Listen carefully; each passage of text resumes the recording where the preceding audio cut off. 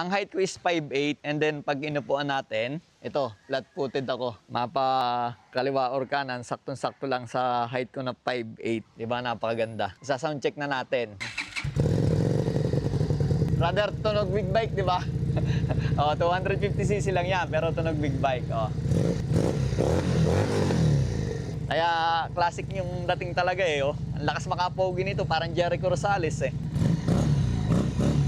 Ang halaga nito, 158,000 pesos. Sa mga gustong mag-avail nito, PM nyo ako, tulungan ko kayo.